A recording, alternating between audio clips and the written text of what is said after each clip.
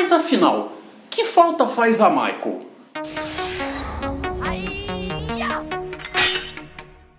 Salve Telatrekkers, tudo bem com vocês? Estamos aqui para falar a respeito desse novo episódio, o Longe de Casa. Eu sou o Heitor Teixeira e eu anotei um monte de coisa para a gente poder conversar a respeito do que aconteceu ao longo do episódio. Então vamos lá? Star Trek Discovery está chegando no seu segundo episódio da terceira temporada e parece que a gente vai seguir com essa nova tradição de ter naves caindo. Já tivemos aí no começo do ano o Cubo Borg, que podia ter sido uma nave muito boa para estar na série durante um tempão, de repente ser a base da 7 de 9, você já vê ela caindo. Tivemos a Cerritos caindo, ainda que aquilo fosse um holograma em Lower Decks, e agora a vez de se estatelar no chão é da própria Discovery. Um aviso para vocês, esse papo vai ser todo cheio de spoilers. Nesse episódio aqui, a gente teve bem mais tempo e mais chance de desenvolver outros personagens, além da própria Michael, que, para não dizer que não aparece, só vai cair lá no finalzinho para poder dar um ar da graça. Eu achei que o episódio teve um clima tenso, muito além do que precisava, com violência tanto psicológica quanto gráfica. Eles já têm colocado esse tipo de coisa ao longo dessa série, nas temporadas anteriores, mas eu realmente vou dizer para vocês que eu acho isso bastante dispensável. Star Trek sempre foi uma série que você podia acompanhar com a família toda, com crianças muito pequenas, ou com aquela sua tia-avó mais senhorinha, que talvez não entenda tudo o que está acontecendo, mas pelo menos não tinha tanto motivo assim para se sentir ofendida com o que estava na tela. Como um monte de gente já vinha torcendo fazia tempo, foi muito bacana ver o Saru tendo a chance de estar à frente da galera no comando para variar. O Doug Jones é um ator de mão cheia, além de ser um ser humano que é uma gracinha. Quem teve a chance de vir ver ele aqui na convenção que ele veio, feita pela galera da Nova Frota, sabe bem disso. Ele consegue transmitir toda uma confiança, toda uma coisa que apenas os verdadeiros bons capitães conseguem passar. Eles insistiram bastante em mostrar com nuances que a Detmer tá bem zoada. Eu creio que eles estejam aqui plantando alguma coisa para ser explorada mais no futuro, porque nesse episódio mesmo a gente não viu as repercussões dessa desorientação toda dela. Em relação ao Stamets, que é um personagem que eu vejo como tendo um enorme potencial, feito por um ator que eu também sei que manda benzaço, mas é um personagem que não me conquistou desde o começo porque eu acho ele muito marrento. Quando a gente estava chegando perto da época de descobrir coisas lá na primeira temporada a respeito do tal Mirror Universe, aquele universo onde todo mundo do lado de lá é meio malvado, eu cheguei a cogitar que talvez a gente estivesse vendo a série pela ótica, pela visão realmente do pessoal que já estava do lado de lá. Porque, por exemplo, a Landry, a personagem da Rekha Sharma, e o próprio Stamets eram personagens que tinham um jeito de pegar no pé dos outros e ser tão chatinho o tempo inteiro, que eu acreditei que talvez a grande surpresa fosse que a série tivesse de fato começado no Mirror Universe. Aqui nesse episódio, a gente vê ele sendo um tremendo de um teimosinho, saindo de uma situação médica extremamente complicada, onde o Colbert tratou dele o melhor que pôde e falou que ele ia ter que ficar um tempo de repouso. Mas, aparentemente, aquele negócio de ficar cerca de 2 dias lá paradinho e tal, foi sumariamente ignorado o mais cedo possível e logo você vê ele zanzando tentando ajudar a galera por aí. Como se só tivesse ele de engenheiro numa nave que tem um monte de gente muito responsável e competente para fazer as coisas. No final, ele ficou lá o tempo inteiro trocando aquelas farpas e mais farpas com a Reno, o que pode ser divertidinho em primeira vista, mas com o passar do tempo acaba se tornando uma coisa um pouco enjoativa e vai muito contra o tom que eu esperava que Star Trek me mostrasse. E tudo isso pra quê? Pra no final, dentro de toda aquela tensão, todo aquele perigo, ele acabar trocando um flat cable. Caramba, Stamets, obrigado, sem você nós não teríamos conseguido. Aqui, a gente acabou tendo a oportunidade de ver novas áreas da nave. Já que a série está perdurando por mais temporadas, ela vai ganhando a oportunidade de ganhar, inclusive, sets novos ou utilizar sets que já foram usados de formas diferentes. A gente conseguiu participar de certas posições e locais da nave para ver coisas que lembram bastante novas leituras de coisas que a gente tinha na série clássica. O próprio Tubo Jeffries, por exemplo.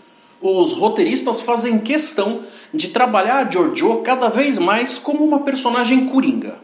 com esse comportamento sempre ambíguo dela, que parece que o tempo inteiro fica aquela cara de que eu estou contra vocês, mas vocês sabem que na hora H vão poder contar comigo. A Michelle Yeoh com certeza faz isso de uma forma muito bacana, mas mais uma vez, a gente tem um personagem que está tão fora da proposta de tom que a gente espera para a franquia.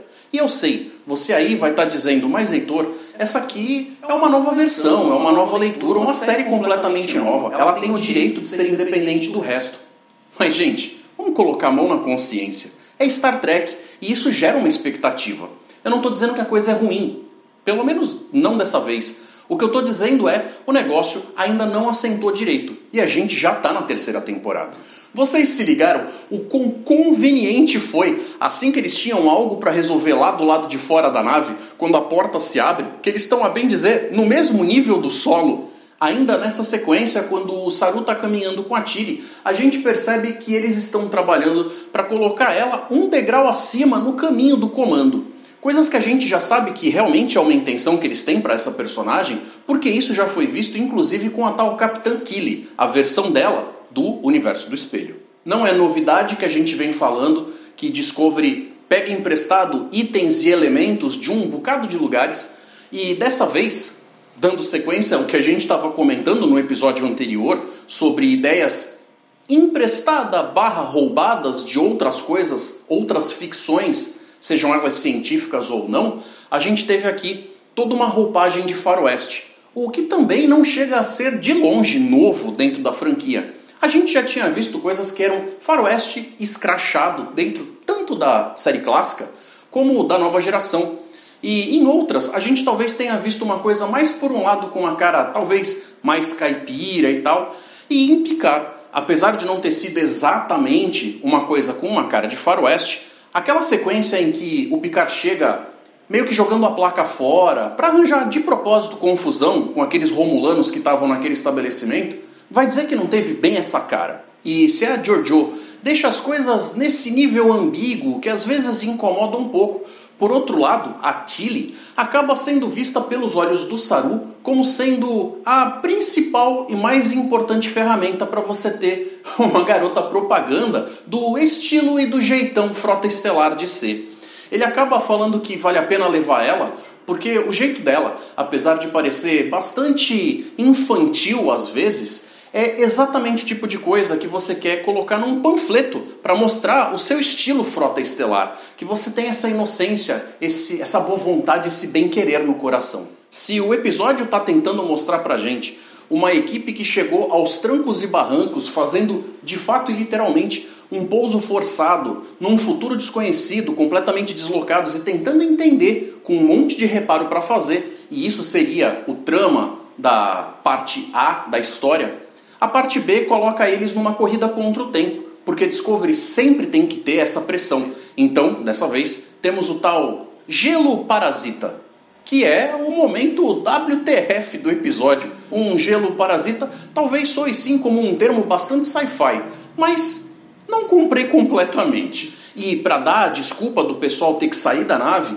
e ter algo para fazer com um pouco de exploração no tal mundo onde ninguém jamais pisou, eles levam lá uma garrafa térmica de café, meio com uma cara invocada, com a desculpa de que aquilo é um dos equipamentos que fazem com que a comunicação possa ser restaurada, com um elemento que a gente também já tinha ouvido em um episódio da série clássica. O que aqui me deixa com a pulga atrás da orelha é o fato de que um equipamento tão sensível e importante não tinha um backup. Alguns dos personagens tiveram aqui a chance de ter boa troca entre eles. O que é o caso da Wow e da Detmer, do Stamets e do Culber, do Saru e da Tilly, entre outros, é claro. Viu só como você consegue progredir bastante o plot em termos de personagens diversos quando você simplesmente retira a Michael do quadro geral? Pode ser uma vantagem. Roteiristas, pensem nisso. E para mostrar que os roteiristas estão sim cientes de algumas das reclamações dos fãs, sendo que muita gente comenta que os personagens da ponte, que tem aqueles cargos que em séries passadas tinham personagens principais fazendo, agora são meio que figurantes de luxo e a gente basicamente não lembra o nome deles. A gente tem o carinha limpando os restos do Leland dentro da câmara de esporos, aonde ele tenta falar Pois é, não esquece, o meu nome é Jimmy, ou Timmy, porque honestamente eu já nem lembro mais. Eu curti sim o fato da gente ter descido num planeta novo, numa circunstância diferente, que dá pra gente aquela impressão de old track, onde a gente está explorando algo. O que eu não gostei foi o fato de que isso pouco agregou à trama. E para ser franco com vocês, para uma época que está sendo retratada como uma fase de escassez, parece que todo mundo é muito bem educado e versado nesse negócio de sacar com pouquíssimas pistas que uma pessoa é um viajante do tempo. Esse aqui foi um episódio menos corrido e muito mais sóbrio que o episódio anterior. E ele foi e não foi uma sequência do episódio anterior ao mesmo tempo. Porque se você parar pra ver, ele tem um título que não dá pra gente uma parte 2 seguindo a parte 1 do que a gente teve antes. É como se eles não tivessem pressa em continuar o título e a história que foi proposta anteriormente. Agora, me fala aí, e os tiros que a Jojo levou? O primeiro carinha caiu morto e babando, mas ela aguentou numa boa. Eu não consegui, de fato, perceber se eles deram um mínimo de explicação relevante ou se a gente só tem que aceitar, calar a boca e achar muito bom. E respondendo a pergunta lá do começo, não importa o quanto a galera esteja ferrada, porque a Michael sempre chega para salvar o dia, não é mesmo? Eles deram a essa personagem, a Michael, 1 ano na frente do resto da galera. Isso é uma boa ferramenta para justificar que ela agora sabe de um bocado de coisas. E quando ela voltar para dentro do pack, essa galera já não vai estar mais tão deslocada e sem informações assim. Se ela já tinha essa tendência a um protagonismo exacerbado, imagina agora o que vão fazer com ela. E eu confesso a vocês que eu vou ficar bastante chateado se eles tornarem ela do nada capitã. Eu realmente prefiro que essa posição acabe ficando com o Saru. Mas, de certa forma, pensando bem, se ela se tornasse capitã, isso até que ajudaria a justificar um pouco esse protagonismo todo que jogam em cima dela. Não seria bom, mas seria mais compreensível. Uma coisa que o enredo, tanto do primeiro quanto do segundo episódio, me deixaram um pouco sem saber qual é que é a deles, é que eles não parecem saber exatamente a diferença entre Frota Estelar e Federação. A Frota Estelar já existia antes da Federação. Se você pegar a série Enterprise, na época do Archer, a frota nada mais era do que a coleção de naves que compunham toda a carga e transporte de um lado para o outro, que era feita pelo pessoal da Terra. Ela só se tornou federação quando outras civilizações de espécies distintas resolveram se juntar para trabalharem dentro de uma proposta em comum. Mas aqui, a frota pode continuar existindo sem problemas, porque na verdade a gente está falando de uma série de naves. E elas só teriam uma coerência entre elas se elas tivessem de fato um órgão maior para regular isso aqui tudo. Mas a tal federação não me parece ser exatamente possível quando você mal consegue carregar informações e elementos de um planeta para o outro, mesmo que próximos. Eu sei, eles falaram que as viagens estelares ainda são possíveis, mas são muito mais escassas. Então, essa federação está sendo colocada de uma forma onde, por enquanto, soa como sendo praticamente irrelevante. Então, quando eles fazem certos comentários aqui, a gente fica meio com aquela cara de caramba, mas quem é que está colocando ordem em alguma coisa afinal? Porque quando a Tilly é obrigada a falar quem ela é e tentar convencer o outro, para uma coisa que aconteceu há mais de, 120 anos, não foi o que o Book falou no episódio passado, parece que tem muita gente lembrando de informação demais aqui. Eu não estou falando que esteja errado, mais uma vez, mas é absolutamente confuso. Pessoal, obrigado por vocês terem assistido até aqui. Eu fico muito feliz com a audiência de vocês. A gente parece que está começando a ter bastante gente fazendo conteúdo sobre Star Trek aqui no Brasil e isso me deixa muito contente. Se você gostou do que ouviu e você quer dar aquele incentivo, tasca um joinha aí embaixo. Agora, se você não curtiu, pode largar um dedo para baixo também, sem problema nenhum. Deixa comentário para a gente continuar essa conversa. E tudo que eu disse aqui, se você discorda ou concorda, o lugar para você me dizer isso é aí embaixo. Para ser informado quando eu lançar vídeo novo, ativa o sininho e você sempre vai saber das novidades aqui do canal. Esses vídeos de Star Trek que eu faço para o canal na tela fazem parte do conteúdo que é voltado para o Star Trek Baixada Santista, que é um grupo no Facebook. Então, se você está chegando aqui por outras fontes, considera dar uma olhada lá, vem fazer parte para a gente conseguir aumentar a nossa galera. Mais uma vez, obrigado, galera. Conto com vocês em breve e até mais.